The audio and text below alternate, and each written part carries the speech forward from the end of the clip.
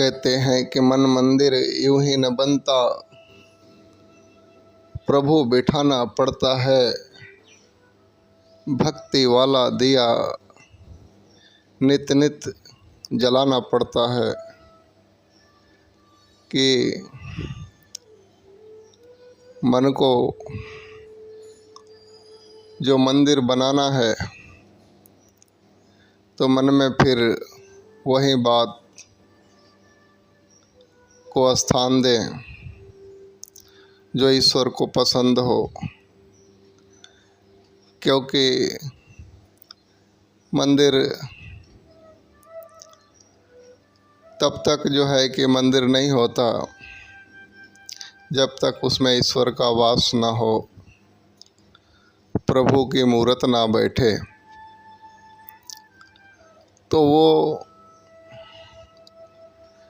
कब बात बनती है?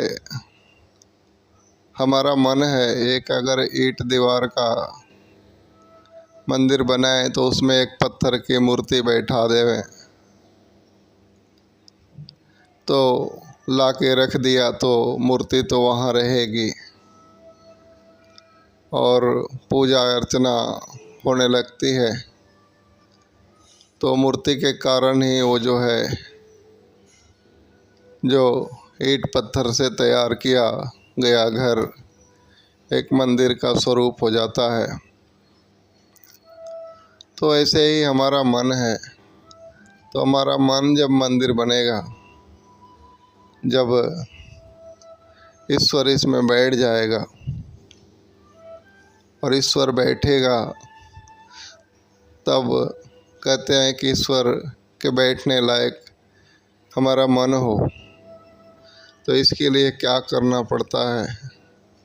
कहते हैं कि उठत बैठत हरि भजो, साधु संग प्रीत, नानक दुर्मति छूट गई, पार ब्रह्म से चित। ये कहते हैं कि ये बात तब बनती है जब हर वक्त हम भजें, इस ईश्वर को याद करें। कहते हैं कि वो पनिहारन की तरह कि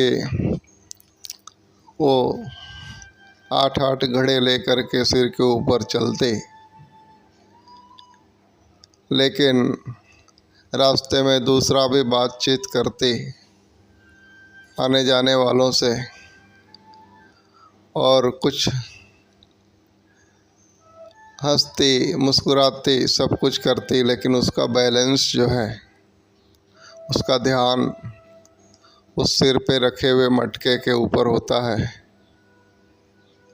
कि कहीं भी ध्यान अगर इधर उधर हुआ तो ये सिर से मटके गिर जाएंगे। तो वैसे ही कहते हैं कि प्रभु का ध्यान हो, कर से काम करो विधिनाना, ध्यान रखो जहाँ कृपा निधाना। कि जगत के सारे काम करते हुए भी हर पल ईश्वर का ध्यान रहे, तो जा कर के ये हमारा मन मंदिर बनता है और इसमें ईश्वर का वास होता है, ईश्वर बैठ जाते हैं, तो दुर्मति दूर हो जाती है। तब जाके कहते हैं कि पारम ब्रह्म से चित। एक बार ऐसे ही कहते हैं कि एक राजा जो है कि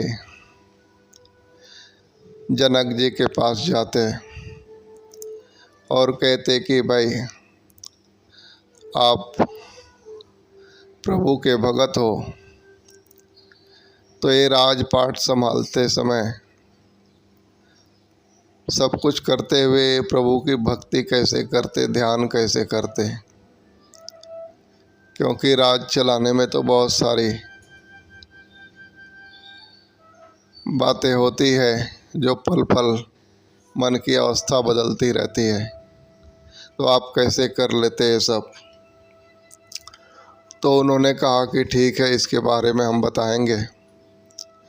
लेकिन जो जनक जी ने वो दूसरे वाले राजे को कहते हैं कि एक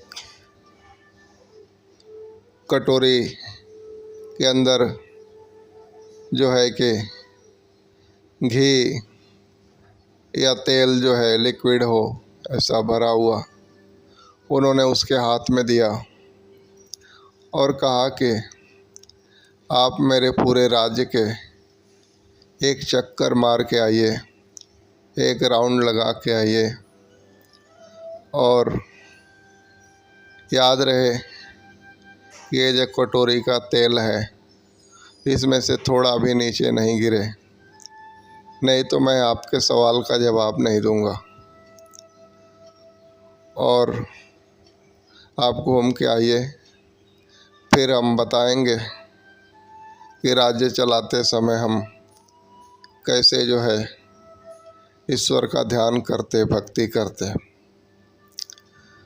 तो वो दूसरा वाला राजा हाथ में कटोरी का तेल भरा हुआ लेकर के पूरे राज्य का चक्कर मारा, क्योंकि उसे अपने सवाल के जवाब चाहिए थे। तो चक्कर मारने के बाद जब जनक जी के पास आता है तो कहता है कि लीजिए, इस कटोरी से तेल जो है थोड़ा भी बाहर नहीं गिरा है, अब हमको हमारे सवाल का जवाब दे दीजिए कि आप पूरा राज्य संभालते हुए प्रभु का ध्यान बंदगी कैसे करते हैं।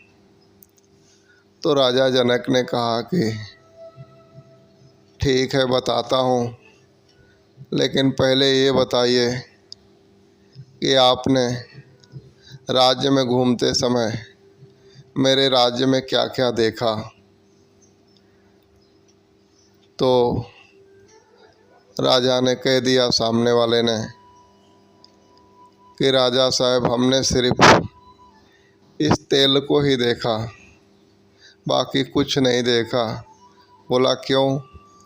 बोला आपने कहा था कि ये तेल अगर एक बूंद भी बाहर गिर गया तो हम आपके सवाल के जवाब नहीं देंगे, तो हमें तो हमारे सवाल के जवाब चाहिए थे, इसलिए पूरा ध्यान तो इस कटोरी के तेल के ऊपर ही था।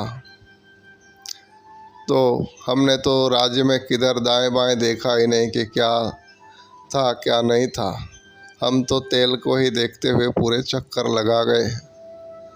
तभी राजा जनक जी ने कहा कि आपके सवाल के जवाब यही हैं कि हम जीवन में जो कुछ भी कर रहे हैं, लेकिन सब कुछ करते हुए हमारा ध्यान मात्र अंदर से इस प्रभु के साथ जुड़ा होता है। इनकी भक्ति, इनकी बंदगी, इनका शुक्राना करते हुए हमारा पूरा ध्यान इनसे जुड़ा रहता है, ना कि राज्य के किसी पदार्थ से। तो बात समझ में आ गई कि भाई, कर से कर्म करो विधिना ना, ध्यान रखो जहाँ कृपा निधाना। कि जगत के सारे काम करते हुए हम इस जगत के जो स्वामी हैं, हमारे को जो सांसें दे रहे हैं, हमारे नाड़ियों में खून चला रहे हैं, हमें जो जीवन प्रदान किया है, दिन रात इनकी कृपा से चल रही है। हमारा ध्यान बस इन पे होना चाहिए, तो जा कर के सही मायने में हमारा मन मंदिर बन पाता है और तभी हमारे जीवन का उद्धार है। प्यार से कहना, धन निरंकार जी।